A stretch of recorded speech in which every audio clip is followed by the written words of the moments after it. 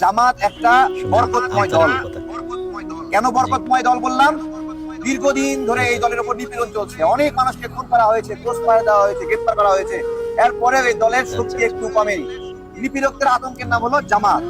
এইরকম একটা বরকতময় দল যারা অন্যায়ের বিরুদ্ধে প্রতিবাদ করছে, ভোটের অধিকার আদায়ে লড়াই করছে, তাদেরকে যারা পছন্দ করে না অথবা পছন্দ নাও করতে পারে, ডিরেক্ট বলছে যে জামাতের পাশে বসবে না। কত বড় ভয়ঙ্কর কথা! তারা খুনির পাশে বসতে পারে, ধর্ষকের পাশে বসতে পারে, অপরাধীর পাশে বসতে পারে, কিন্তু জামাতের পাশে বসা যাবে না। কত বড় চিন্তা করেন! আমার বুদ্ধির বয়সে আমি জামাতকে এমন কোনো ভয়ঙ্কর অপরাধ করতে দেখি নাই যে কারণে আমি জামাতকে ঘৃণা করবো। আমরা দেখি নাই।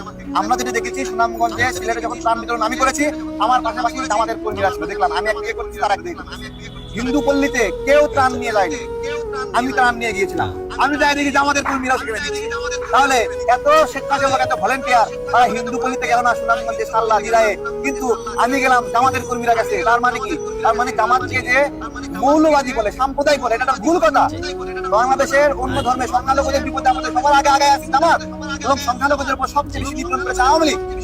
আপনি সাল্লা দিরাই অথবা নাসিরনগর, এই যে রংপুরে ছাত্রলীগ নেতা ডিরেক্ট আস্ত ঘর 20টা ঘর পুরাই গেছে। কত বড় ভয়ঙ্কর! জি, শুনলেন তো, এবার শুনেন তার আরেকটা ভিডিও।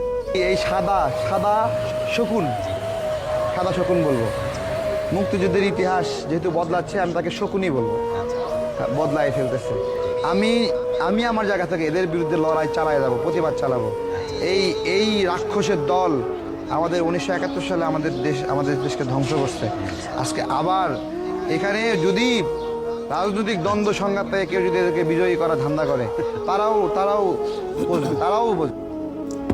একজন স্বাধীনতা চেতনা নিয়ে ব্যবসা করে গেছে, আর এখন আবার ওই চেতনার মধ্যে উনি নামছে। কিছুদিন আগে যে জামাত ছিল বরকতময় দল, ওই দল এখন হয়ে গেছে তার কাছে সাদা শকুন।